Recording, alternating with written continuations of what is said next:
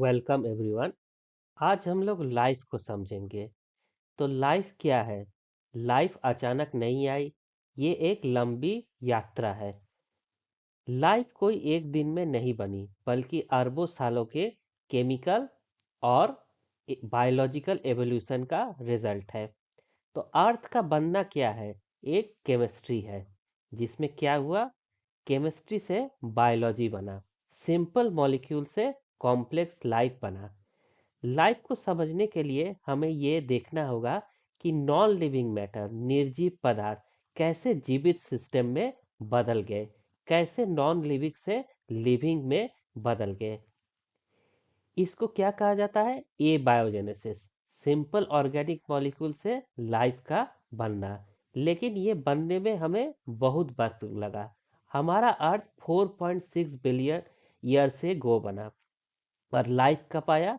कई billion year बाद में लाइफ की शुरुआत हुई। और लाइफ की शुरुआत कैसे हुई? फर्स्ट आए प्रोकैरियोटिक सेल, या जिसे सिंगल सेल्स कहते हैं। सबसे पहले लाइफ क्या हुआ? सिंगल सेल प्रोकैरियोट से शुरू हुआ। और बाद में क्या हुआ? काफी समय बाद मल्टी सेलुलर लाइफ अपीयर हुआ। तो लाइफ क्या है? स्टैटिक नहीं है, एक जगह रुका नहीं। ये क्या हुआ? कंटिन्यूअसली इवॉल्व करता गया, जो अब भी इवॉल्व करता जा रहा है। और जैसे ही इवॉल्व कर रहा है, क्या हो रहा है? कॉम्प्लेक्स होता जा रहा है। तो इससे सवाल यही उठता है कि आखिर लाइफ है क्या? जब लाइफ इतना धीरे धीरे बनी, इवॉल्व हुई और डाइवर्सिटी हुई, तो लाइफ को डिफाइन कैसे करें? इसी सवाल का जवाब ढूंढने के लिए आज हम पढ़ेंगे व्हाट इज लाइफ। लाइफ को डिफाइन करना कोई आसान नहीं है। सुन के तो ये आसान लगता है। अगर आपसे पूछे, क्या कोई वायरस लाइफ है, या कोई केमिकल का क्रिस्टल वो लाइफ है? अगर किसी बीज को सालों तक हम छुपा के रखे, क्या वो भी लाइफ है? या अचानक बीज से पौधा निकल गया तो क्या लाइफ होगा? हमारे पृथ्वी में 1.7 मिलियन स्पीसीज डिस्क्राइब्ड है। पर ऐसा हम लोग मानते हैं कि इससे कई ज्यादा रिसोर्ट है, जो अभी तक हम लोग को पता नहीं है। लाइफ की शुरुआत हुई थी काफी ऐसे जगह में जिसे हम लोग सोच भी नहीं सकते, जहां लाइफ बन सकता है। यहाँ आप इस फोटोग्राफ में देख सकते हैं कि यहाँ हॉट स्प्रिंग है। हॉट स्प्रिंग क्या होते हैं? गर्म पानी के स्रोत होते हैं। यहाँ देख सकते हैं पानी खौल भी रहा है। यहाँ भी बैक्टीरिया पाए जाते हैं, जिसे क्या कहते हैं? कुछ थर्मोफिलिक बैक्टीरिया होते हैं। ये आप देख सकते हैं कि एक रॉक है जिसपे कुछ चिपका हुआ है। ये क्या है? एक लाइकेन है। तो लाइफ कहीं भी बन सकता है, ऐसे जगह बन सकता है जो हम लोग सोच भी नहीं सकते। कभी कभी ऐसे हॉट स्प्रिंग होते हैं जहाँ क्या होता है? हॉट सल्फर होते हैं। सल्फर से हम लोग सल्फर खा ले तो जिंदा नहीं रहेंगे, लेकिन ये बैक्टीरिया क्या रहे? वहाँ जिंदा रहे। कुछ बर्फ में भी पाए जाते हैं। वो क्या होते हैं? फ्रीजिंग पोलर रीजन, जिसमें तो हमारा सेल जम जाएगा, लेकिन उसमें कुछ खास होते हैं जिससे वो क्या करते हैं? सरवाइव कर लेते हैं। और इस फिगर में भी आप देख सकते हैं कि सिंपल सेलुलर से मल्टी सेलुलर और फिर जायंट फिशेस कैसे बने। और इसका सबसे एक्सट्रीम उदाहरण क्या है? हमारा दिमाग। तो लाइफ को समझना उतना आसान नहीं है। लाइफ एक सिंपल फॉर्म भी हो सकता है और एक कॉम्प्लेक्स फॉर्म भी हो सकता है। तो एक लाइफ को एक लाइन में डिफाइन नहीं किया जा सकता। लाइफ को किसी एक प्रॉपर्टी से डिफाइन नहीं किया जा सकता। लाइफ कई चीजें होती है। लाइफ सिर्फ मूवमेंट नहीं है, या रिप्रोडक्शन नहीं है, या सिर्फ इंटेलिजेंस नहीं है। तो नीट के लिए ये याद रखना बहुत जरूरी है कि कोई सिंगल फीचर नहीं है जो लाइफ को क्या कर सके? डिफाइन कर सके। लाइफ कई प्रॉपर्टीज का क्या है? कलेक्टिव रिजल्ट है। जैसे ग्रोथ, जैसे लाइकेन यहाँ ग्रोथ किया है। रेस्पॉन्सिवनेस, जैसे हमारा दिमाग किसी भी चीज को क्या कर सकता है? रेस्पॉन्स कर सकता है, जिसे हम लोग कॉन्शसनेस भी कहते हैं। तो लाइफ को अगर देखा जाए तो लाइफ क्या है? सब ऑफ लिविंग कैरेक्टरिस्टिक। क्या कैरेक्टरिस्टिक हो सकते हैं? सेल्फ रेप्लिकेटिंग एबिलिटी, कि अपने जैसे चीज बना सकते हैं, इवॉल्व हो सकते हैं, सिंपल से कॉम्प्लेक्स बन सकते हैं। सेल्फ रेगुलेट कर सकते हैं, अपने आप को उस एनवायरनमेंट के अकॉर्डिंग बदल सकते हैं। इंटरैक्टिव कर सकते हैं, इंटरैक्ट कर सकते हैं, और क्या करते हैं, रेस्पॉन्स कर सकते हैं एक्सटर्नल स्टिमुलस से। इन सारी चीज़ों को हम लोग धीरे धीरे समझेंगे।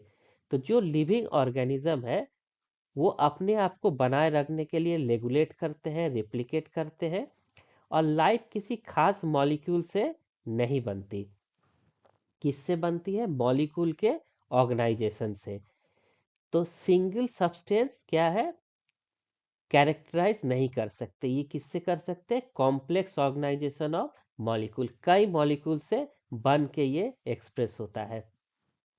कैसे एक्सप्रेस होता है? एक टर्म आता है मेटाबॉलिज्म। जो केमिकल्स बनते हैं वो क्या करते हैं, शरीर में केमिकल रिएक्शन होता है, और उन केमिकल रिएक्शंस को क्या कहते हैं? मेटाबॉलिज्म कहते हैं। तो लाइफ का सबसे यूनिवर्सल फीचर्स क्या है जो लिविंग में होता है? मेटाबॉलिज्म। मेटाबॉलिज्म का क्या अर्थ है? जो रिएक्शंस हमारे सेल्स के अंदर होते हैं या किसी भी ऑर्गेनिज्म में जो रिएक्शंस होते हैं, तो जितने भी लिविंग होंगे उसमें क्या होगा? ये रिएक्शंस होंगे, और इनको एक ब्रॉड टर्म क्या दिया गया है? मेटाबॉलिज्म दिया गया है। इसी मेटाबॉलिज्म का क्या रिजल्ट होता है? ग्रोथ होता है। कुछ रिएक्शन होगा तो उसका कुछ नतीजा होगा। तो ये जो लाइफ का सिंपल सिस्टम से कॉम्प्लेक्स सिस्टम की ओर बढ़ती है, इससे क्या हो रहा है? ग्रेजुअल कॉम्प्लेक्सिटी होता है और एवोल्यूशन होता रहता है। तो ग्रोथ होगा तो उसके साथ क्या होगा? डेवलपमेंट होगा। उससे हमें नए कैरेक्टर मिलते हैं, जिससे हम क्या कहते हैं? रेस्पॉन्स कर सकते हैं अपने इन्वायरमेंट से। इसी वजह से आप प्रीवियस फिगर में देखे थे कि लाइफ यूनिसेलुलर से मल्टी सेलुलर और फिर कॉम्प्लेक्स ऑर्गेनिज्म ह्यूमन तक इवोल्यूशन हुआ है, और इसमें मेन रोल किसका है? रिप्रोडक्शन का। तो सवाल ये नहीं है कि लाइफ क्या है, सवाल ये है कि कौन सी प्रॉपर्टी लाइफ को नॉन लाइफ से अलग करती है। चलिए इसको अब आगे के स्लाइड में समझेंगे।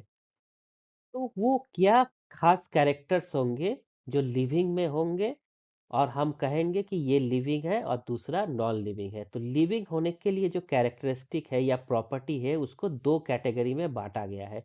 क्या है? कैरेक्टरिस्टिक फीचर और डिफाइनिंग प्रॉपर्टी। एक एक करके दोनों को समझते हैं क्या होता है। तो कैरेक्टरिस्टिक फीचर क्या है? वो गुण है जो लिविंग ऑर्गेनिज्म में क्या होगा? होता है। लेकिन वही गुण क्या है? नॉन लिविंग में भी दिख सकता है या प्रेजेंट हो सकता है। ये हर लिविंग में भी जरूरी नहीं है।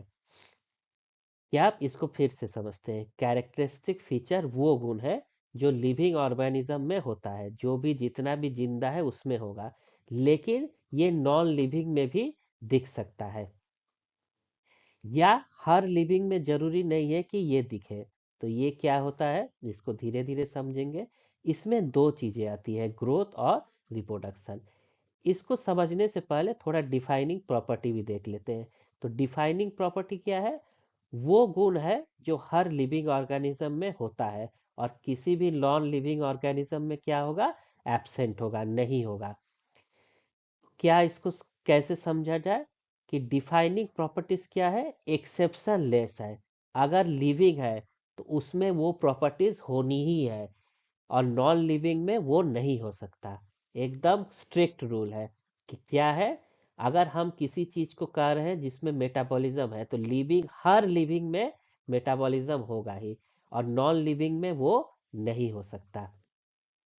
तो मेटाबॉलिज्म क्या है? सबसे इंपॉर्टेंट डिफाइनिंग प्रॉपर्टी है जो सभी लिविंग में पाया जाता है। अभी हम बात किए थे कि क्या होते हैं मेटाबॉलिज्म, केमिकल रिएक्शंस होते हैं। इसको आगे हम लोग और डिटेल में समझेंगे। दूसरा यहाँ क्या है? कॉन्शसनेस। कॉन्शसनेस का क्या मतलब होता है? अपने एनवायरनमेंट के प्रति रेस्पॉन्स देना। जैसे किसी गर्म चीज के पास गए तो हमको क्या होगा? गर्मी पता चलेगा। ज्यादा पास चले गए तो हाथ हट जाएगा, तो ये हमारा क्या होगा? रेस्पॉन्स होगा। तो इसी को क्या कहते हैं? कॉन्शसनेस कहते हैं। सभी लिविंग में क्या होता है? कॉन्शसनेस होता है, लेकिन इसका डिग्री अलग अलग होता है। एक प्रोटोजुआ और एक इंसान में रेस्पॉन्स में बहुत फर्क होता है, लेकिन दोनों रेस्पॉन्स कर सकता है। इसके बाद तीसरा इंपॉर्टेंट डिफाइनिंग प्रॉपर्टी क्या है? Cellular organisation. सेलुलर ऑर्गेनाइजेशन क्या है? कि लाइफ हमेशा क्या है, एक सेल के ऑर्गेनाइजेशन पे आधारित होगा, उस पे सेल होगा ही। सेल होने के लिए क्या होता है, एक सेल का मेम्ब्रेन हो, सेल में कुछ ऑर्गेनल हो, और एक उसका जेनेटिक मटेरियल हो, और एक साइटोप्लाज्म हो। तो सेलुलर ऑर्गेनाइजेशन होना लिविंग के लिए जरूरी है। कोई भी नॉन लिविंग में क्या है, सेलुलर ऑर्गेनाइजेशन नहीं होता। आप लोग जब से बायोलॉजी पढ़ रहे हैं तब से सुने होंगे, सेल क्या है, structural and functional unit of life. और हम लोग किसको डिफाइन कर रहे हैं, लाइफ को डिफाइन कर रहे हैं, व्हाट इज लिविंग को। उसमें तीसरा इंपॉर्टेंट डिफाइनिंग प्रॉपर्टी क्या है, सेलुलर ऑर्गेनाइजेशन। तो लिविंग, इसके अलावा भी जो डिफाइनिंग प्रॉपर्टी क्या है, तीन मेन चीजें हैं, और कैरेक्टरिस्टिक क्या है, दो है, ग्रोथ और रिप्रोडक्शन। इसमें हम लोग आएंगे जल्दी ही। अभी हम लोग क्या समझे, डिफाइनिंग प्रॉपर्टी क्या है, मेटाबॉलिज्म, कॉन्शसनेस, सेलुलर ऑर्गेनाइजेशन। इसके साथ ही लिविंग में दो और खास प्रॉपर्टी होती है। क्या होते हैं उसको समझते हैं। एक होता है लिविंग ऑर्गेनाइजर अपने इंटरनल एनवायरनमेंट को क्या रखता है, स्टेबल रखता है। जैसे हमारे शरीर का टेम्परेचर, बुखार ना हो तो हमेशा कांस्टेंट रखता है, हम अडेप्ट कर सकते हैं, चीज़ों को बदल कर सकते हैं। तो होम्योस्टेसिस क्या है, अपने इंटरनल एनवायरनमेंट को एडजस्ट करना, उसको कांस्टेंट रखना। और उसके लिए क्या हम करते हैं, एडाप्टेशन करते हैं। ठंडा लगा तो कंबल ओढ़ लेंगे, गर्मी लगा तो पंखा चला रहेंगे। हमारी हर एक्टिविटी क्यों होती है, एक एडाप्टेशन।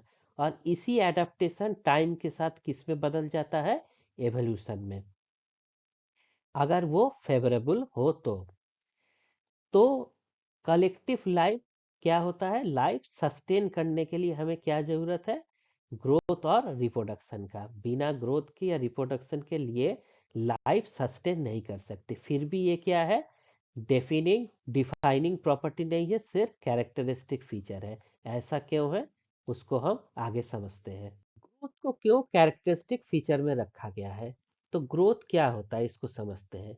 ग्रोथ का मतलब होता है किसी चीज के मास में इंक्रीज, उसका मास बढ़ जाए, या क्या हो जाए, उसका नंबर बढ़ जाए। साइंस में ग्रोथ किसे कहते हैं, इंक्रीज इन मास और increase in number of individual. और ग्रोथ को दो तरह से होता है, दो तरह के ग्रोथ होते हैं। एक होता है एक्सट्रिंसिक ग्रोथ, और दूसरा क्या होता है, इंट्रिंसिक ग्रोथ। एक्सट्रिंसिक ग्रोथ किसका कैरेक्टर है, नॉन लिविंग ग्रोथ। इसको नॉन लिविंग ग्रोथ कहते हैं। क्यों कहते हैं, कि नॉन लिविंग ऑब्जेक्ट्स में कैसा ग्रोथ होता है, एक्सट्रिंसिक ग्रोथ होता है। क्या मतलब इसका, कि ग्रोथ जो होगा वो बाहर से होगा, जो इसका बढ़ेगा नंबर या मास, वो क्या होगा, किसी बाहर से आने वाले चीज के जुड़ने से होगा। जैसे यहाँ एक उदाहरण के लिए एक फिगर दिया गया है, जिसमें क्या है, बालू है। इसको क्या कहते हैं, सैंड ड्यून्स, बालू का पहाड़। ऐसे तो पहाड़ पत्थर का होता है, ये किसका पहाड़ है, बालू का या रेत का पहाड़ है। तो सैंड ड्यून्स है। कभी आप लोग राजस्थान जाए, जैसलमेर में जाए, तो वहाँ काफी अच्छे ऐसे छोटे छोटे टीले या आपको सैंड ड्यून्स दिखेंगे, जो रेत के जमा होने से होता है। तो वो कहाँ से जमा होता है, रेत हवा से उड़ के आता है और वहाँ जमा होता है और बड़े बड़े सैंड ड्यूज बनाता है। या आप लोग पहाड़ देखे होंगे, तो ऐसा नहीं है कि वो बहुत पहले उस जगह पहाड़ रहा हो, धीरे धीरे मिट्टी के जमने से, पत्थर के जमने से, पृथ्वी के सरफेस में बदलाव आने से, भूकंप आने से ऐसे पहाड़ बनते हैं। तो ये भी क्या है, ग्रोथ है। ये भी कहेगा पहाड़ कि हम भी तो बड़े हैं, हमारा भी क्या बड़ा है, मास बड़ा है, हमारा नंबर बड़ा है। तो क्या है, हम भी ग्रोथ की है। तो क्या इसको हम लोग लिविंग मानेंगे, नहीं मानेंगे, क्योंकि इसका ग्रोथ कहाँ से हो रहा है, एक्सट्रिंगिक एक्सट्रिंसिक ग्रोथ, बाहर से आने वाले चीजों से हो रहा है। तो माउंटेन्स हो, बोल्डर हो, सैंड ड्यून्स हो, इसमें इंक्रीज किसके हुआ है, accumulation of material on their outer surface. इसके अंदर तो कुछ गया नहीं, जमा होते होते इसका ग्रोथ हो गया। जबकि बायोलॉजिकल ग्रोथ क्या होता है, डिस्टिंक्ट होता है, ऐसे एक्सट्रिंसिक नहीं होता। कैसा होता है, इंट्रिंसिक ग्रोथ होता है। इंट्रिंसिक ग्रोथ को लिविंग ग्रोथ भी कहते हैं। लिविंग ऑर्गेनिज्म में ग्रोथ कहाँ से होता है, अंदर से होता है। सारी प्रक्रिया कहाँ होती है, सेल के अंदर होती है। किसके द्वारा, सेल डिवीजन के द्वारा। सेल डिवीजन से सेल, एक सेल से दो सेल बनता है, नंबर बढ़ता है, और जितने सेल्स बढ़ते रहेंगे उसका मास भी बढ़ता रहेगा। तो ये कहाँ से ओरिजिनेट हो रहा है? With in the organism, organism के अंदर, बाहर से कुछ नहीं आ रहा है। हाँ, बाहर से हम लोग खाते जरूर है, लेकिन उसका प्रोसेसिंग कहाँ हो रहा है? अंदर हो रहा है। और सिंथेसिस क्या हो रहा है? न्यू सेलुलर मटेरियल का, उससे सेल बढ़ रहा है। तो बायोलॉजिकल ग्रोथ क्या है? इंट्रिंसिक है ग्रोथ की। तो फिर आप पूछ सकते हैं कि ग्रोथ को क्यों नहीं डिफाइन कैरेक्टर कहा गया है? क्योंकि इंक्रीज इन मास दोनों में हो रहा है, इसका भी बढ़ेगा, इसमें सैंड ड्यून्स में भी अभी बताया कि बालू आके बढ़ जा रहा है। तो हमने कहा था डेफिनेटिव कैरेक्टर वही होते हैं जो सिर्फ लिविंग में हो, नॉन लिविंग में ना हो। तो ग्रोथ कहाँ हो सकता है? नॉन लिविंग में भी हो सकता है। इसीलिए ग्रोथ को क्या कहा गया है? कैरेक्टरिस्टिक फीचर, एक कैरेक्टर है लेकिन डिफाइनिंग प्रॉपर्टी नहीं है। तो ग्रोथ क्या है? इंक्रीज इन मास है, और ये शेयर्ड क्राइटेरिया है। मास तो नॉन लिविंग में भी हो रहा है, इसीलिए ग्रोथ को हमेशा क्या याद रखता है? ये कैरेक्टरिस्टिक फीचर है, नॉट डिफाइनिंग प्रॉपर्टी। जैसे हम एवोल्यूशन का बात कर रहे हैं, तो सबसे पहले कौन आए थे? यूनिसेलुलर ऑर्गेनाइजेशन, अमीबा हो या बैक्टीरिया हो, ये आए थे। इसमें जो ग्रोथ होता है वो कैसा होता है? अब एक सेल में कैसे ग्रोथ होगा? उसका ग्रोथ तभी होगा जब वो रिप्रोड्यूस करेगा, एक सेल से दो सेल बनेगा। तो यूनिसेलुलर ऑर्गेनिज्म के केस में ग्रोथ और रिप्रोडक्शन को क्या माना जाता है? एक ही प्रोसेस माना जाता है। कोई बैक्टीरिया मोटा या चौड़ा या बड़ा तो नहीं हो जाएगा, लंबा भी नहीं होगा, वो वैसा ही यूनिसेलुलर ही रहेगा। तो उसके ग्रोथ को क्या कहेंगे? जब उस बैक्टीरिया एक से दो बनेगा, दो से चार बनेगा, वो नंबर इंक्रीज होगा। तो इसीलिए यूनिसेलुलर के केस में क्या कहा गया है कि ग्रोथ और रिप्रोडक्शन क्या है? दोनों एक ही चीज है, म्यूचुअली इंक्लूसिव है। लेकिन हायर ऑर्गेनिज्म में ऐसा है नहीं, वो क्या है? अलग अलग इवेंट्स है। तो सेल डिवीजन हुआ तो क्या हुआ? नंबर बढ़ा, और उससे क्या? ग्रोथ भी हुआ। जैसे बैक्टीरिया का ग्रोथ कब कभी पढ़ेंगे, तो सेल डिवीजन से नंबर बढ़ता है, बैक्टीरिया का ग्रोथ होता है। लेकिन हायर ऑर्गेनिज्म मल्टी सेलुलर में ये प्रोसेस क्या है?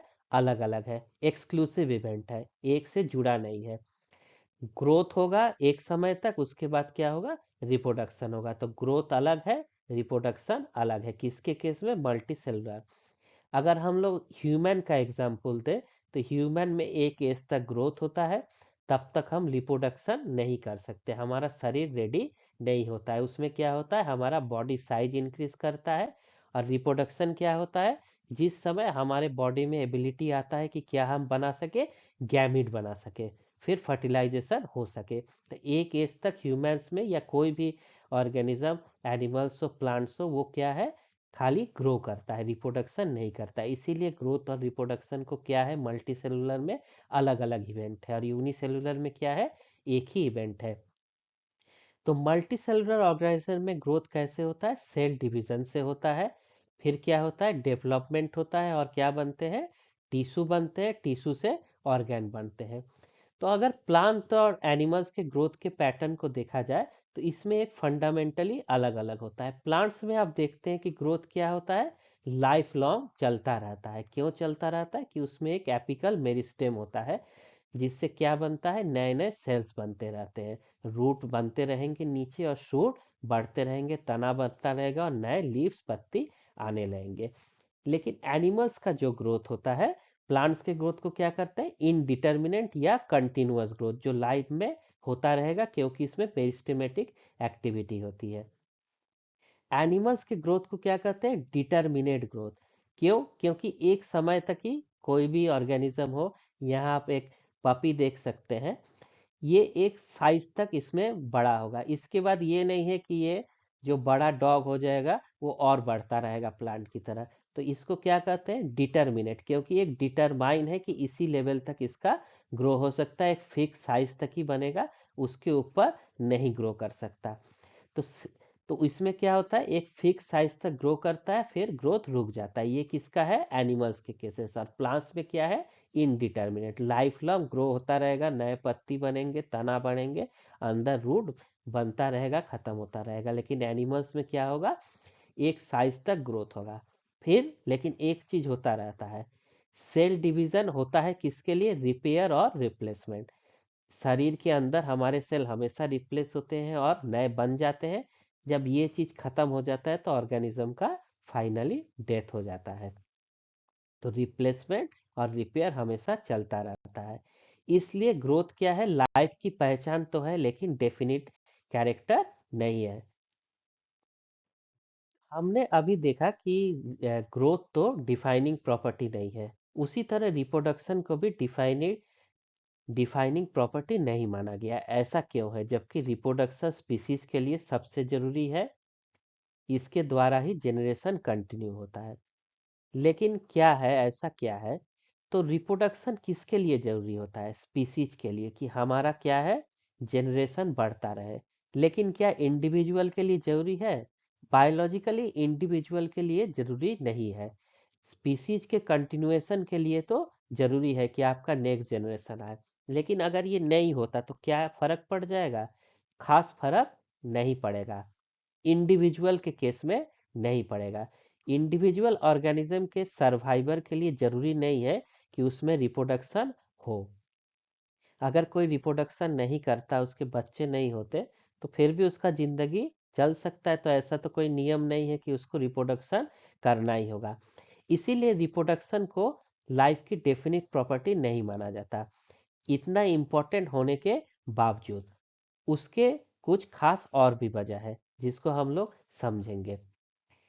तो इसमें ऐसा क्या है कि इसमें एक दिखाया गया है कि स्टेराइल एंटिटी, स्टेराइल मतलब क्या होता है? जो फर्टाइल नहीं हो सकते, वो भी क्या होते हैं? लिविंग होते हैं। तो क्या रिप्रोडक्शन को मान लिया जाए कि ये डेफिनिट कैरेक्टर है? इसीलिए इसको नहीं माना गया है।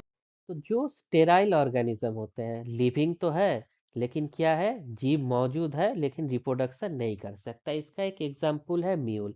ये किससे बनता है? डोंकी और हॉर्स के क्रॉसिंग से इसको बनता है।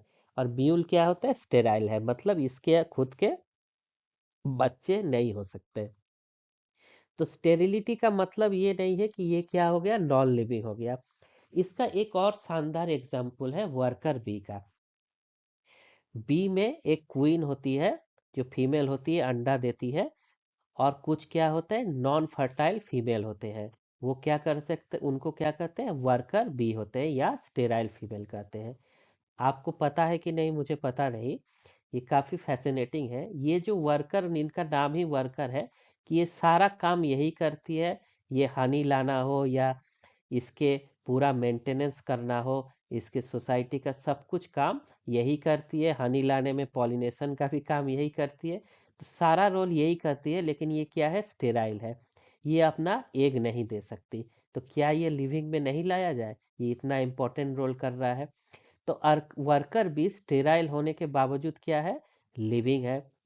अगर इंसानों की बात किया जाए तो कुछ हमारे ऐसे भी लोग देखे जाते हैं जो क्या होते हैं? इनफर्टाइल होते हैं।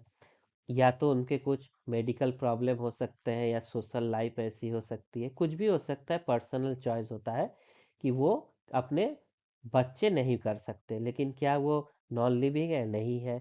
तो क्योंकि रिप्रोडक्शन सभी लिविंग ऑर्गेनिज्म में बिना एक्सेप्शन मौजूद नहीं है, ये सब एक्सेप्शन है। तो हम लोग क्या कहते हैं, डेफिनिट प्रॉपर्टी क्या होना चाहिए? जो सब में हो। तो इतने तो लिविंग देख लिए जिसमें नहीं है। इसीलिए रिप्रोडक्शन को क्या किया गया है? डेफिनिट प्रॉपर्टी नहीं है, लेकिन ये कैरेक्टर है कि लिविंग में रिप्रोडक्शन होता है, नॉन लिविंग में नहीं होता। तो अब तक हम लोग क्या देखे? ग्रोथ डिफाइनिंग नहीं है, रिप्रोडक्टर डिफाइनिंग नहीं है। तो आखिर लाइफ की डिफाइनिंग प्रॉपर्टी कौन सी है? तो अब उसको समझते हैं। तो लाइफ की जो सबसे इम्पोर्टेंट जो डिफाइनिंग फीचर है या प्रॉपर्टी है, वो क्या है? मेटाबॉलिज्म। मेटाबॉलिज्म क्या है? अभी बार बार कह रहे हैं, सभी केमिकल रिएक्शन का टोटल सम को क्या कहते हैं? जो बॉडी में होता है उसको मेटाबॉलिज्म कहते हैं। और ये सेल के अंदर क्या होता है? कंटिन्यूअस रिएक्शन होता है। तो लाइफ के प्रोसेस को समझने के लिए मेटाबॉलिज्म को दो भागों में डिवाइड किया गया है। एक को कहते हैं कैटाबॉलिज्म, दूसरे को एनाबॉलिज्म। तो कैटाबॉलिज्म में क्या होता है? कैटाबॉलिज्म क्या है? कुछ कॉम्प्लेक्स मॉलिक्यूल्स, लाइफ के कॉम्प्लेक्स मॉलिक्यूल्स क्या है? प्रोटीन, कार्बोहाइड्रेट, लिपिड होते हैं। ये क्या होते हैं? सिंपल मॉलिक्यूल में टूटते हैं। प्रोटीन एमिनो एसिड में, पॉलीसेकेराइड या कार्बोहाइड्रेट ग्लूकोज में और भी दूसरे शुगर्स में, और लिपिड फैटी एसिड्स में। टूटेगा तो क्या होगा? एनर्जी रिलीज होगा। और यही एनर्जी कहाँ जाएगा? लाइफ के प्रोसेस में। ग्रोथ हो, रिपेयर हो, रिप्रोडक्शन हो, मेंटेनेंस हो, सारे चीजों के लिए क्या चाहिए? ऊर्जा चाहिए। तो कैटाबॉलिज्म से क्या मिल रहा है? हम लोगों को ऊर्जा मिलता है। किसके रूप में? एटीपी के रूप में। एनाबॉलिज्म अब क्या है? एनाबॉलिज्म में क्या होता है? ये सिंपल मॉलिक्यूल्स जो हमें मिले हैं, ये क्या करते हैं? एक दूसरे से जुड़ते हैं, पॉलीमराइजेशन करते हैं, और इसमें क्या होता है? एनर्जी कंज्यूम होता है, एनर्जी लेते हैं, और क्या बनाते हैं? कॉम्प्लेक्स मॉलिक्यूल बनाते हैं। जो किसके लिए जरूरी है? फिर से इन्हीं प्रोसेस में, जैसे हमारा शरीर बढ़ता है उसके लिए प्रोटीन चाहिए, तो प्रोटीन कैसे बनता है? प्रोटीन सिंथेसिस से। कैसे? एनाबॉलिज्म के द्वारा। प्लांट्स में CO2 और वाटर से कार्बोहाइड्रेट बनता है। किससे? फोटोसिंथेसिस से। वो भी क्या है? एनाबॉलिज्म का उदाहरण है। तो एनाबॉलिज्म क्या करता है? कंज्यूम एनर्जी करता है, और वो एनर्जी किससे आता है? कैटाबॉलिज्म से।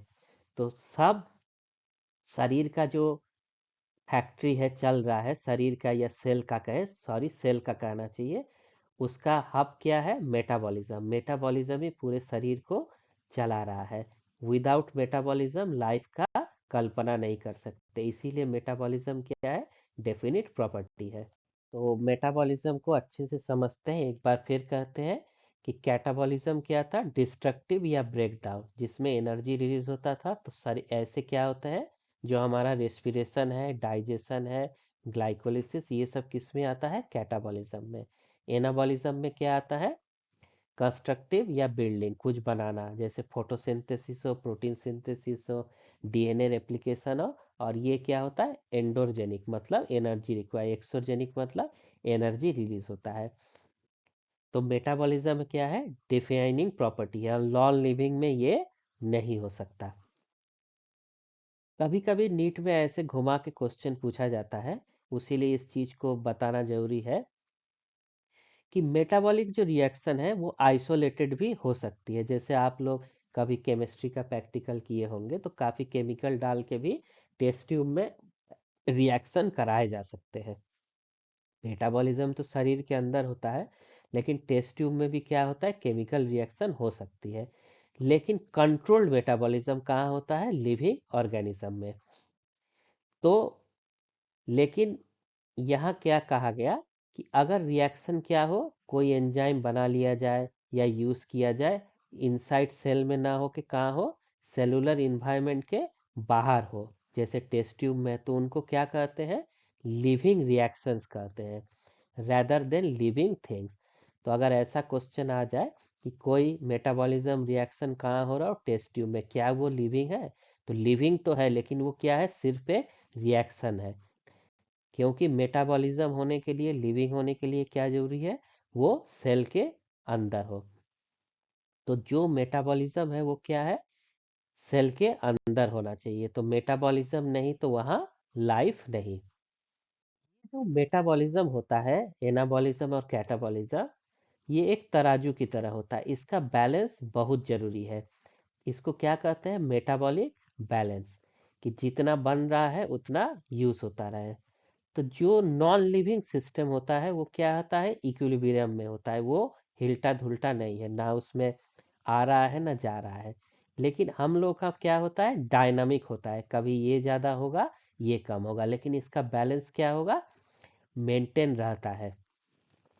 तो क्या होता है? एनर्जी और मैटर का क्या हो सकता है? हमेशा फ्लक्स होता है।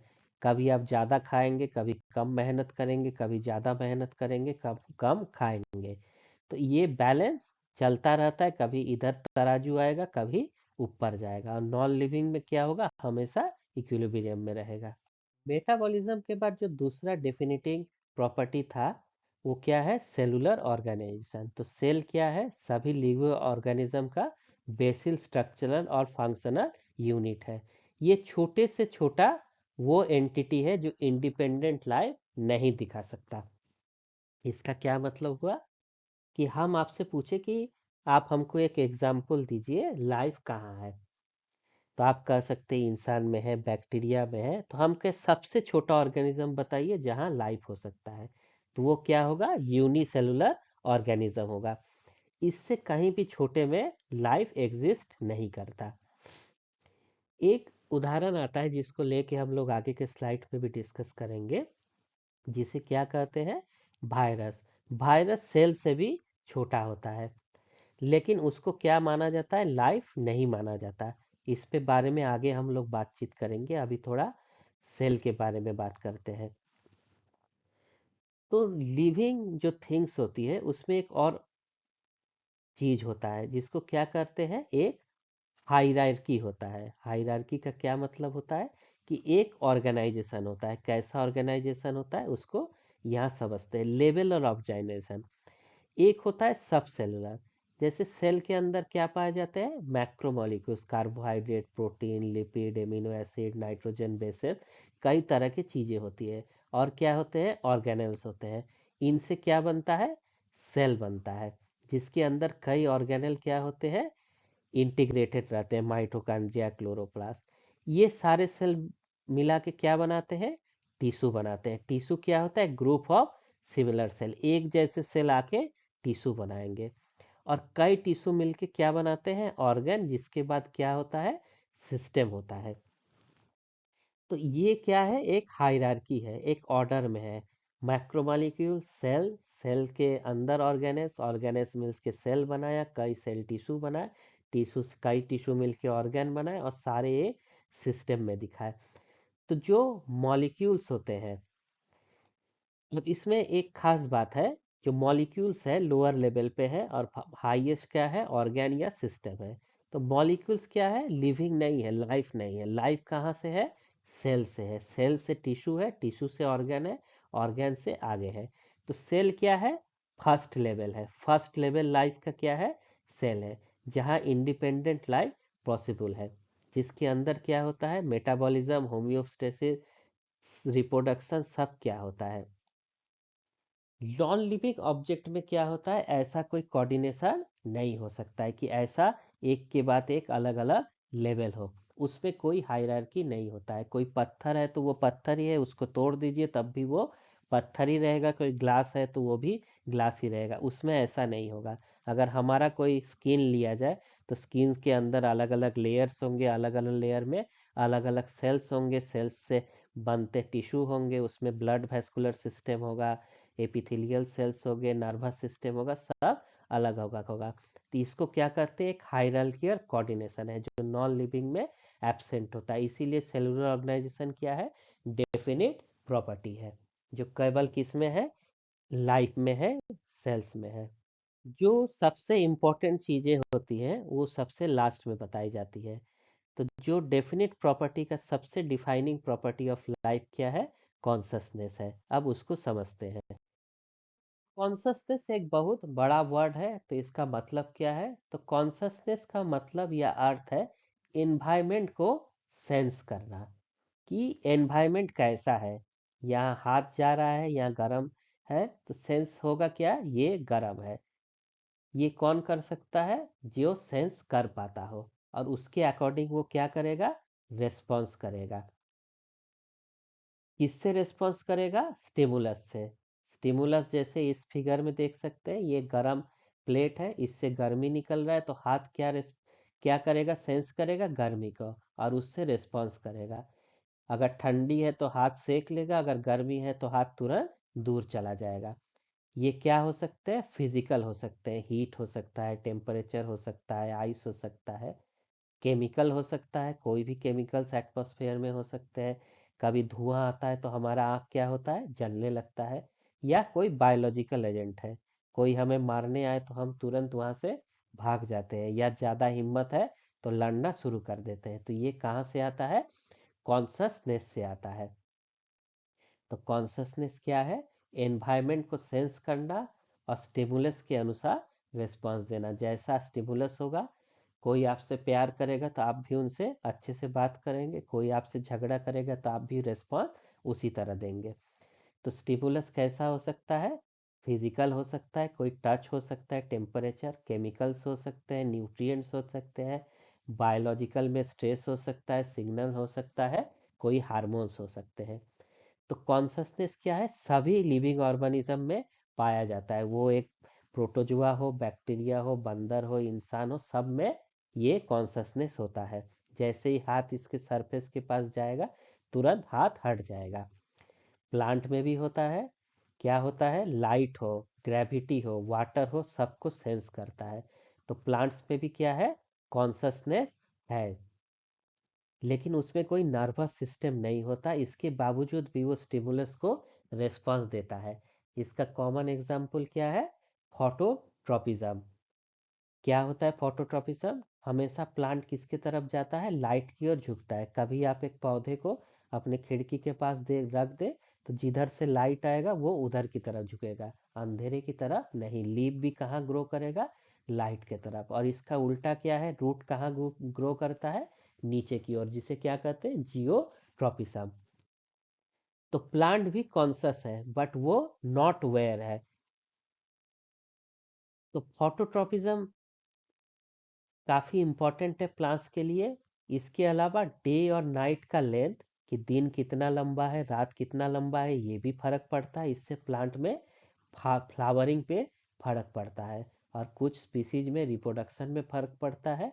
और कुछ एनिमल में सीजनल ब्रीडर्स जो होते हैं, देखे होंगे, कुछ एनिमल्स ठंडी में ज़्यादा उनके ऑफस्प्रिंग बच्चे पैदा होते हैं, किसी के गर्मी में होते हैं। तो ये सब एनवायरनमेंट के स्टिमुलस के वजह से ऐसा होता है। जैसे आम गर्मी में ही क्यों आता है, कभी आपने सोचा है कि आम हम लोग को गर्मी में ही क्यों आता है? इसका रीज़न ये है कि जब गर्मी में आम पकेगा, फिर पकने के बाद खाएंगे, उसका बीज गिरेगा, तो फिर उसके बाद गर्मी के बाद क्या आता है, बारिश का सीजन आता है।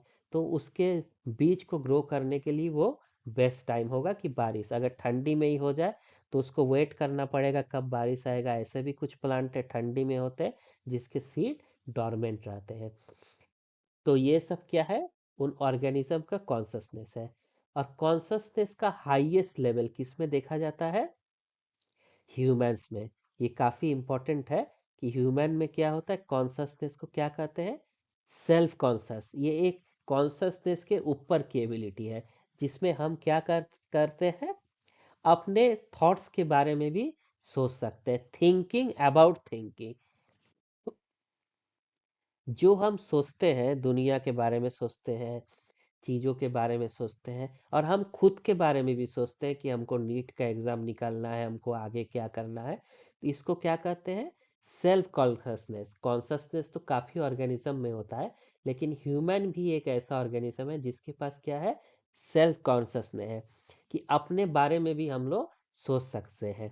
तो ये काफ़ी बड़ी बात है। तो कॉन्शसनेस क्यों डिफाइनिंग प्रॉपर्टी है, क्योंकि कॉन्शसनेस हर लिविंग ऑर्गेनिज्म में बिना एक्सेप्शन के पाई जाती है, और कहीं भी नॉन लिविंग में कॉन्शसनेस नहीं रहते हैं।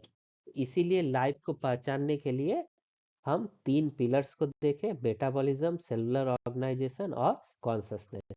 जब भी हम बायोलॉजी पढ़ते हैं तो उसमें कुछ ना कुछ ऐसे चीजें आ जाती है जिसे हम लोग एक्सेप्शन कहते हैं, और वो हमें परेशान करती है। तो वायरस उसमें से एक है। वायरस लाइफ की डेफिनेशन के लिए सबसे बड़ा चैलेंज है। तो कुछ प्रॉपर्टीज इसमें लिविंग जैसी होती है और कुछ नॉन लिविंग जैसी। तो वायरस क्या होता है, ये बाहर सेल पड़ा रहेगा, क्या होता है, नॉन लिविंग होता है, इनएक्टिव पार्टिकल होता है। ये कब एक्टिव होता है, जब किसी लिविंग के अंदर जाए। नॉन लिविंग है बाहर, एक्टिव कब हुआ, जब ये किसी लिविंग के अंदर जाए। तो वायरस में होता क्या है, वायरस में जेनेटिक मटेरियल या तो डीएनए और आरएनए होता है, जो किसमें, उसके बाहर क्या होता है, एक प्रोटीन का कोट होता है। और इसके अंदर कोई मेटाबॉलिज्म या रिप्रोडक्शन कुछ नहीं होता, ये ऐसे ही नॉन लिविंग के जैसा पड़ा रहता है। ना इसमें साइटोप्लाज्म है, ना कोई ऑर्गेनेल है। जैसे ही ये लिविंग सेल बाहर है तो इसे क्या कहते हैं, इनट कहते हैं, इनएक्टिव। और जैसे ही अंदर जाता है, कहाँ जाता है, किसी होस्ट सेल के अंदर। जिस सेल को जाएगा उसे हम लोग होस्ट सेल कहते हैं। वायरस क्या करने रखता है, रेप्लिकेट करने रखता है। रेप्लिकेट का क्या मतलब है, अपना नंबर बढ़ाता रहता है, इसका डीएनए, प्रोटीन, सब कुछ बढ़ता रहता है। लेकिन ये इसके अंदर नहीं हो रहा है, किसके अंदर हो रहा है, लिविंग सेल के अंदर। तो ये किसका मेटाबॉलिज्म यूज कर रहा है? आपका नहीं, ये होस्ट सेल के मेटाबॉलिज्म को यूज करता है। आपके घर में कोई घुस जाए जबरदस्ती और आपका खाना, आपके चावल दाल से खाना बना के खाने लगे और अपना ग्रोथ करने लगे, तो वायरस उसी तरह आपके मेटाबॉलिज्म से अपना फायदा उठाता है। वायरस का खुद का मेटाबॉलिज्म नहीं होता, वो होस्ट का क्या कर रहा है, मेटाबॉलिज्म को यूज कर रहा है। इसी वजह से वायरस को क्या रखा गया है, बॉर्डर लाइन पे। जैसे दो देशों के बीच में बॉर्डर होता है, वहाँ लाइन ऑफ कंट्रोल करते हैं, ना वो आ सकते हैं ना ये आ सकते हैं। तो वायरस उसी में अटका हुआ है, ना ये लिविंग में आ पा रहा है, ना ये नॉन पूरी तरह नॉन लिविंग है। तो इसमें वायरस नॉन लिविंग क्यों है कि इसमें मेटाबॉलिज्म एब्सेंट है, कोई सेलुलर ऑर्गेनाइजेशन नहीं है, ना इसके अंदर कोई कॉन्शसनेस है। फिर भी क्या है, ये रिप्रोडक्शन कर सकता है, ग्रोथ कर सकता है, किसके, सेल्स के अंदर जाने का। इसके तहत एक और एग्जाम्पल है जिसे क्या कहते हैं, प्रायोन्स कहते हैं। प्रायोन्स क्या होते हैं, कुछ प्रोटीन होते हैं। तो प्रोटीन जब सेल्स में बनते हैं तो प्रोटीन फंक्शन नहीं करते, कोई काम नहीं करते। काम कब कर सकते हैं, जब वो अच्छी तरह से फोल्ड हो जाए। तो कुछ प्रोटीन सही तरीके से फोल्ड नहीं हो पाते, गलत तरीके से, उनको क्या कहते हैं, मिस फोल्डेड प्रोटीन। और इससे एक डिजीज होता है जो गाय में हुआ था, जिससे गाय को नर्वस सिस्टम, ब्रेन खराब हो गया था। उस डिजीज का नाम है मैट काउ डिजीज। कभी इस पे अलग वीडियो पे डिस्कस किया जाएगा। तो प्रायोन्स क्या है, जो प्रोटीन सही तरह से फोल्ड नहीं हो सका और क्या किया, एक डिजीज पैदा कर दिया। तो ये कैसे डिजीज पैदा किया, एक और होता है क्रूचफेल्ड जैकोब डिजीज भी। तो प्रायोन्स अन्य प्रोटीन से क्या अलग है कि इसमें गलत फोल्डिंग हो गया, लेकिन इसके पास कोई डीएनए आरएनए नहीं है। तो ये करता क्या है, ये दूसरे प्रोटीन को क्या करता है कि तुम भी गलत हो जाओ।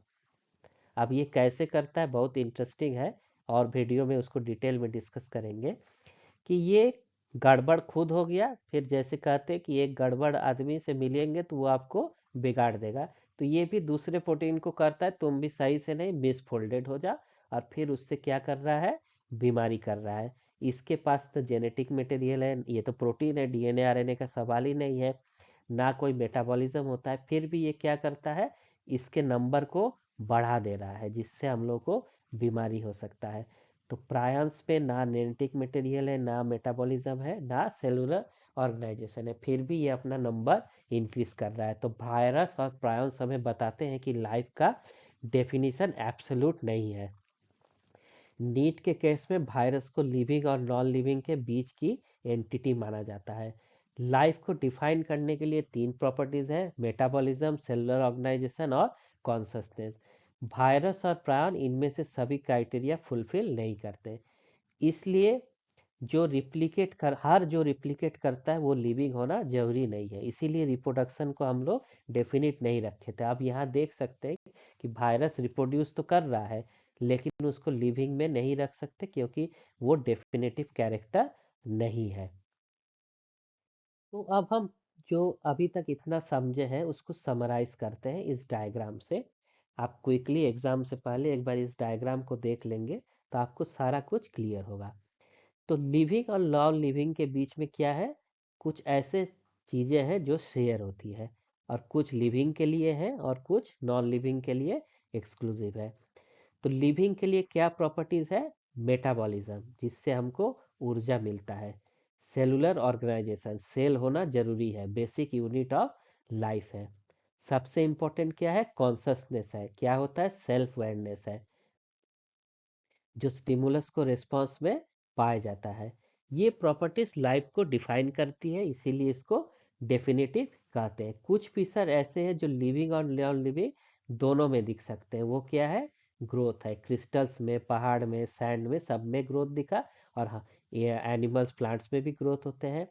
रिप्रोडक्शन जरूर एनिमल्स में ज़्यादा होता है, लेकिन वायरस इसका एक एक्सेप्शन है, क्योंकि वो नॉन लिविंग है, सेल में जाता है तभी लिविंग होता है। तो इसीलिए इसको शेयर ट्रेट्स में रखा गया है, ना कि डेफिनिट कैरेक्टर में। कैरेक्टरिस्टिक तो है लेकिन डेफिनिट नहीं है। और कुछ क्या है, नॉन लिविंग के ट्रेट है, कि नॉन लिविंग क्या होता है, ये इवॉल्व नहीं हो सकता है। पहाड़ हमेशा पहाड़ ही रहेगा, बालू हमेशा बालू ही रहेगा, सैंड सैंड ही रहेगा। इसमें कोई ना होम्योस्टेसिस है, हमें गर्मी लगेगा तो हम नहा लेंगे, फैन चला लेंगे, एनिमल है वो छुप जाएगा, हाइबरनेट करेगा, नॉन लिविंग को कोई फर्क नहीं पड़ता। पत्थर को आप जितना भी मान ले वो कुछ नहीं बोलेगा, टूट जाएगा लेकिन कुछ नहीं होगा, तो रिस्पॉन्स से वो स्टिमुलस भी नहीं करता। तो इसमें ना होम्योस्टेसिस है, ना कोई एवोल्यूशन है, ना कोई रिस्पॉन्स है। और वायरस कहाँ आता है, इसमें ओवरलैप करता है। तो वायरस है बाउंड्री लाइन पे है, बॉर्डर पे है। तो ग्रोथ और रिप्रोडक्शन क्या है, इसको याद रखना है, नीट के लिए बहुत इंपॉर्टेंट है। ग्रोथ और रिप्रोडक्शन कैरेक्टरिस्टिक फीचर है, और डेफिनिट कैरेक्टरिस्टिक क्या है, मेटाबॉलिज्म, सेलुलर ऑर्गेनाइजेशन और कॉन्शसनेस है। तो हम लोग अब आगे देखेंगे, इससे रिलेटेड एमसीक्यूज आता है। प्रॉब्लम क्या होता है, हम लोग किसी भी कॉन्सेप्ट को कितना भी समझ ले, उसको याद रखे, लेकिन एग्जाम में जब हम देते हैं तो वो हमें क्वेश्चंस के रूप में आते हैं। और क्वेश्चंस क्या होते हैं, जैसे हम पढ़ते हैं उससे कुछ अलग दिखने में आते हैं, और जिससे गलती हो जाती है। देखने में लिविंग बहुत आसान टॉपिक है, हम एमसीक्यूज को अभी सॉल्व करेंगे। हम लोग आसानी से शुरुआत करेंगे और कॉम्प्लेक्स क्वेश्चन की तरफ बढ़ेंगे, जिससे हमारा कॉन्सेप्ट क्लियर होगा। अभी आपने पढ़ा है तो तुरंत इसको अगर करेंगे तो ज़्यादा हेल्पफुल रहेगा।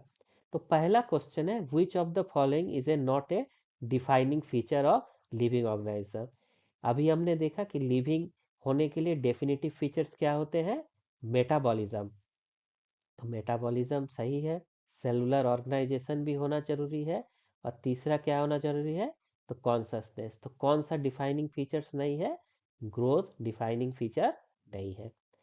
फिर क्या है, growth can not be taken as defining property of living organism because. Growth को क्यों नहीं डिफाइनिंग प्रॉपर्टी माना जाता है। All living organism do not show growth, ऐसा तो नहीं है, सारे लिविंग ऑर्गेनिज्म में ग्रोथ होता ही है। यूनिसेलुलर में क्या हो रहा था, ग्रोथ किससे हो रहा था, सेल डिवीजन से हो रहा है। Non living object also grow, हाँ ये सही बात है, हम लोग देखें सैंड बन रहा है, पहाड़ बन रहा है, तो नॉन लिविंग ग्रो कर सकता है। Growth occurs only in multicellular organism, ये भी गलत स्टेटमेंट है, यूनिसेलुलर में भी होता है। Living organism show different type of growth, different तो नहीं है, हर जगह क्या होता है, सेल डिवीजन ही होता है। तो growth can not be taken as defining property, क्योंकि नॉन लिविंग ऑब्जेक्ट में भी ग्रो होता है।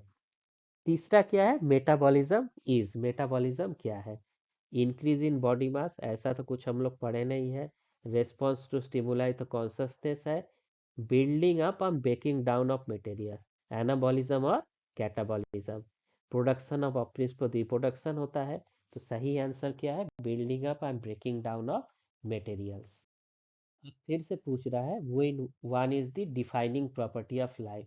अब देखिए नीट में यही होता है कि बहुत क्वेश्चन तो बहुत आसान रखना है, which one is the defining property. तो ग्रोथ तो नहीं है, बहुत खुश हो गए, रिप्रोडक्शन भी नहीं है। अब अभी हम लोग पढ़ के आए हैं, मेटाबॉलिज्म भी है और कॉन्शसनेस भी है। यही सब कंफ्यूजन वाले क्वेश्चन डाल के दिमाग को डिस्टर्ब करते हैं। तो अभी हम लोग पढ़े थे कि जो कॉन्शसनेस होता है उसको टॉप पे रखा जाता है। जैसे मान लीजिए दो लोगों का नंबर एक जैसा हो गया, तो उनका रैंक कैसे डिसाइड होता है, या तो उनका एज देखा जाता है, या उसके इंटरमीडिएट के मार्क्स देखे जाते हैं, या अलग अलग सब्जेक्ट के मार्क्स देखे जाएंगे। इस तरह से कंपेयर किया जाता है। तो डेफिनिट प्रॉपर्टी तो दोनों है, मेटाबॉलिज्म कॉन्शसनेस है, लेकिन कॉन्शसनेस को क्या किया जाता है, हमेशा ऊपर रखा जाता है। नेक्स्ट क्वेश्चन क्या है, विच स्टेटमेंट इज करेक्ट, क्या है, all growing things are living. ये तो गड़बड़ है, पहाड़ भी हो रहा था। Metabolism occurs in dead cell, metabolism हमेशा कहाँ होता है, लिविंग में होता है। Isolated metabolism reactions are living, तो उसको तो लिविंग रिएक्शंस कहते हैं, लिविंग तो है नहीं। Metabolism in present in all living होगा, ये डेफिनेटिव प्रॉपर्टी है, तो किस में होगा, सारे लिविंग में होगा। Viruses are considered at boundary of living, बहुत हम लोग पढ़ लिए कि इसको बाउंड्री में रखा जाता है। क्यों रखा जाता है, दे कैन रिप्रोड्यूस, रिप्रोड्यूस तो कर सकते हैं, लेकिन सेल के अंदर कर सकते हैं, बाहर नहीं। दे शो मेटाबॉलिज्म, मेटाबॉलिज्म तो शो नहीं करते। दे आर सेलुलर, सेलुलर भी नहीं है। They are inert outside, host के बाहर क्या होता है, इनर्ट, इनर्ट मतलब कुछ नहीं करता है। फिर पूछा है, विच of the following is a not a character of life. Evolution होगा, लाइफ होगा तो मेटाबॉलिज्म भी होगा, कॉन्शसनेस भी होगा। क्या नहीं होगा? क्रिस्टलाइजेशन। ये केमिस्ट्री में होता है। ये इंटरेस्टिंग क्वेश्चन है। A seed kept for 200 year can still germinate. 200 साल तक बीज पड़ा रहा, फिर अचानक वो जर्मिनेट कर सकता है। ये क्या शो करता है? रिप्रोडक्शन। रिप्रोडक्शन, ये रिप्रोडक्शन तो सेल डिवीजन से होता है, तो ये रिप्रोडक्शन तो नहीं है। ग्रोथ है कि नहीं है? क्वेश्चन मार्क है। कॉन्शसनेस को तो नहीं कह सकते। ये किसका एग्जाम्पल है? मेटाबॉलिज्म का, कि इसका अचानक मेटाबॉलिज्म एक्टिव हो गया। ये क्या था? डोरमेंट मेटाबॉलिज्म, क्योंकि इसके 200 साल तक इसका मेटाबॉलिज्म रुका था। जैसे ही इसको एनवायरनमेंट से स्टिमुलस मिलेगा, जैसे बीजों को पड़े रहते हैं सॉइल में, बीज पड़े होते हैं, ग्रो नहीं करते। जब उनका टाइम आता है, उनको स्टिमुलस मिलता है, जैसे टेम्परेचर हो या रेनफॉल हो, तुरंत बीज से क्या होगा? नए प्लांट्स बनते रहेंगे। तो ये क्या शो करता है? Dormant metabolism. तो ये टर्म तो कभी आया नहीं था हम लोग जितना पढ़े। तो इसी तरह से नीट में घुमा के क्वेश्चन दिया जाता है। तो जब तक हम लोग क्वेश्चन सॉल्व नहीं कर सकते, हम लोग सही तरीके से उस सब्जेक्ट को नहीं समझ सकते। Metabolic reactions in a test tube prove that. Metabolic reaction test tube में हो रहा है, तो क्या प्रूव कर रहा है? Test tube is alive. Test tube तो अलाइव नहीं है, टेस्ट ट्यूब तो शीशे का बना है। सेल इज अलाइव, यहाँ सेल का बात ही नहीं हुआ है। Reaction is biological. Biological reaction होने के लिए सेल का जरूरी है, ये तो सेल के बाहर हो रहा है। Metabolism alone does not define life. ऐसे ही क्वेश्चन रहेंगे, घुमा फिरा के दिया जाएगा। तो आप अगर कॉन्सेप्ट क्लियर हो तो आप तुरंत जवाब देंगे कि metabolism does not define alone. Life को डिफाइन करता है, लेकिन अकेले नहीं डिफाइन करता। उसके साथ क्या होना चाहिए? सेलुलर ऑर्गेनाइजेशन होना चाहिए। इसीलिए ये ऑप्शन करेक्ट है। अब हम लोग भी यूनिसेलुलर से मल्टी सेलुलर की तरह थोड़ा कॉम्प्लेक्स क्वेश्चन देखते हैं। ये क्या कह रहा है? जब जैसे ही ये क्वेश्चन आ जाए, बच्चे तुरंत फंस जाते हैं, परेशान हो जाते हैं। लेकिन ये सब बहुत आसान क्वेश्चंस होते हैं। कैसे आसान होते हैं हम लोग समझेंगे। कि इसमें आप असर्शन और रीजन दोनों को पढ़िए और उनको ही एनालाइज कीजिए, नीचे मत देखिए क्या है। तो कैसे एनालाइज करें? ये क्या लिख रहा है? Reproduction can not be considered an all inclusive defining character of living organism. ये कह रहा है रिप्रोडक्शन क्या है? डेफिनिट कैरेक्टर नहीं, इसी को लंबा चौड़ा करके लिखा गया है। तो ये सही कह रहा है, रिप्रोडक्शन तो डिफिनाई कैरेक्टर नहीं है, वो तो मेटाबॉलिज्म, सेलुलर ऑर्गेनाइजेशन और कॉन्शसनेस है। There are many living organisation which do not reproduce, such as हम लोग देखे थे म्यूल का केस, वर्कर भी क्या है? जो रिप्रोड्यूस नहीं करते, लेकिन वो लिविंग है। तो ये भी बात सही है। तो अब इसमें पढ़ते हैं। बोथ ए और आर आर ट्रू। ठीक है, ए और आर दोनों ट्रू है। और R is the correct explanation of A. जो ये ए कह रहा है, क्या आर उसको सपोर्ट करता है? बिल्कुल सपोर्ट कर रहा है। ये डिफाइनिंग कैरेक्टरिस्टिक इसलिए नहीं है कि सारे जीवों में तो है नहीं, इस लो तो एक्सेप्शन है। तो इसका आंसर क्या हुआ? ए। बोथ ए और आर ट्रू, बोथ हम लिखते हैं ए और आर दोनों ट्रू है। और इन दोनों में क्या है? जो ए कह रहा है वो आर करेक्टली एक्सप्लेन कर रहा है। दूसरा देखते हैं। In unicellular organism which of the following process are synonymous. Synonymous का क्या मतलब है? कि दोनों एक साथ हो रहा है। ग्रोथ और कॉन्शसनेस एक साथ होता है? ऐसा कुछ नहीं है। ग्रोथ और रिप्रोडक्शन एक साथ होता है। यूनिसेलुलर ऑर्गेनिज्म में हम देखे थे यूनिसेलुलर है। तो इसका ग्रोथ कब होता है? जब एक सेल से दो सेल बन गया। तो इसका ग्रोथ और रिप्रोडक्शन क्या है? एक साथ मिला हुआ है। उसको क्या कहते हैं? सिनोनिमस है, एक दूसरे के कंप्लीमेंट कर रहा है। मेटाबॉलिज्म रिप्रोडक्शन भी नहीं है, मेटाबॉलिज्म सेलुलर ऑर्गेनाइजेशन भी नहीं है। क्या है? ग्रोथ और reproduction. Isolated metabolic reaction occurrings in vitro. जो metabolic reaction in vitro cell के बाहर हो रहा हो, आइसोलेटेड अलग से हो रहा है, उसको क्या कहेंगे? लिविंग थिंग्स कहेंगे, नॉन लिविंग कहेंगे, लिविंग रिएक्शन कहेंगे बट नॉट लिविंग थिंग। इसको हम लोग प्रेजेंटेशन में भी डिस्कस किए थे। तो इसका क्या आंसर है? सी। फिर क्या है? Consciousness is a defining property of life. Consciousness क्यों डिफाइनिंग प्रॉपर्टी है? क्योंकि ये सिर्फ ह्यूमंस में है, ये तो नहीं है। All organism sense and response to stimuli, ये सही बात है, सारे ऑर्गेनिज्म कर सकते हैं। It is only found in eukaryote, ये भी गलत है। It is limited to physical, कहते फिजिकल केमिकल बायोलॉजिकल सब होता है। तो इसका आंसर क्या होगा, बी होगा। फिर असर्शन रीजन आ गया, प्लांट एग्जिबिट इनडिटर्मिनेट ग्रोथ। देखे थे प्लांट में इनडिटर्मिनेट होता है और एनिमल में डिटर्मिनेट ग्रोथ होता है। In plant cell division occurs continuously throughout their life span. ये भी सही है। तो जब दोनों सही है तो क्या मारना है, ए मारना है। और रीजन भी, हाँ ये भी देखना है कि रीजन सही है कि इनडिटर्मिनेट क्यों हो रहा है, कि वो हमेशा कंटिन्यूअसली ग्रो कर रहा है। तो ये रीजन भी इसका सही है। फिर क्या आता है, सेल्फ कॉन्शियसनेस इसे attribute found in. Self consciousness किस में पाया जाता है, तो ये अभी पढ़े थे, ओनली ह्यूमन्स में पाया जाता है, मैमल्स में नहीं, प्राइमेट में नहीं, ऑल यूकैरियोट में नहीं, सिर्फ ह्यूमन में ही, जो अपने बारे में भी सोच सकता है। अगला क्वेश्चन, अगला क्वेश्चन क्या है, growth can not be consider as defining property of living organism. सही है, ये तो कैरेक्टरिस्टिक है। Non living object also show increase in mass by external deposition. Non living में भी एक्सटर्नल से होता है, दोनों सही है। और इसका रीजन भी इसको सपोर्ट कर रहा है। तो इसका भी आंसर क्या होगा, ये होगा। अब अगला देखते हैं, reproduction is not a defining character. सही बात है, ये भी सही कह रहा है। Some living organism are incapable of reproduction, ये भी सही है। तो फिर ए का बात सही हो गया, दोनों ट्रू है। और इसका जो रीजन है कि सम लिविंग आर इनकेपेबल, तो वो सही इसका एक्सप्लेनेशन कर रहा है, इसलिए इसका भी ऑप्शन ए हो गया। नेक्स्ट क्या कर रहा है, metabolism is a defining feature of all living organism. सही है, मेटाबॉलिज्म को डिफाइनिंग माना जाता है। Isolated metabolic reaction occurring outside a living system are consider living. तो इसको लिविंग कहा जाता है, नहीं कहा जाता। ये लिविंग रिएक्शन है, लिविंग नहीं है। आउटसाइड में होता तो उसको लिविंग नहीं, उसको लिविंग रिएक्शन कहते हैं। तो ए तो सही है, आर गलत है। तो यहाँ कहीं है A is true but R is false, तो यहाँ सी सही है।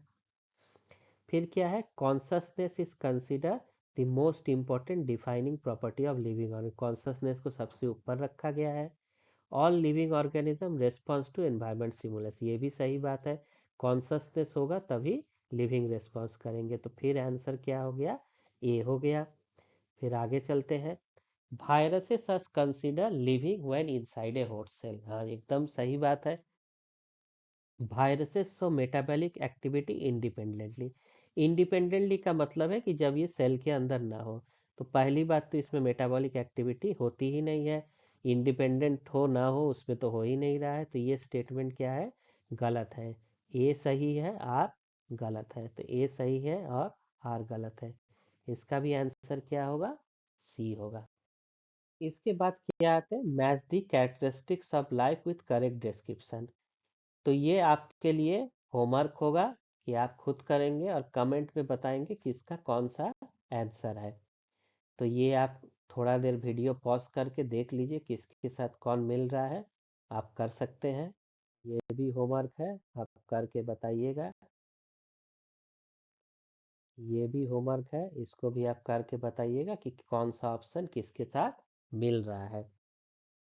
तो लास्ट में जो कहना चाहेंगे कि नीट के पॉइंट ऑफ व्यू से डिफाइनिंग फीचर ऑफ लाइफ का सबसे मेन आंसर क्या है, कॉन्शसनेस।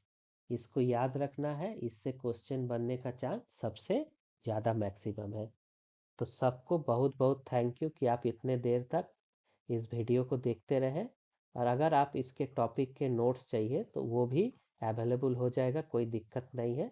तो आप कमेंट कीजिए, नोट्स आपको मिल जाएगा। तो अगले वीडियो में हम फिर दूसरे टॉपिक के साथ आपको जल्द ही मिलते हैं। Thank you. और अगर आप चैनल को सब्सक्राइब नहीं किए हैं तो ज़रूर सब्सक्राइब कर दें। इसमें शॉर्ट्स वीडियो और लॉन्ग दोनों आपको मिलेंगे। और हम लोग पूरी नीट के सीरीज़ को कंटिन्यू करेंगे। और जो एमसीक्यूज़ है उसके लिए अलग वीडियो भी रहेंगे, जिसमें 2-3 टॉपिक एक साथ पढ़ा लिए तो उसके बाद उस पर एक कंप्लीट एमसीक्यू आएगा। और हर टॉपिक के बाद भी हम लोग अलग एमसीक्यू सॉल्व करना सीखेंगे। तो थैंक यू वंस अगेन।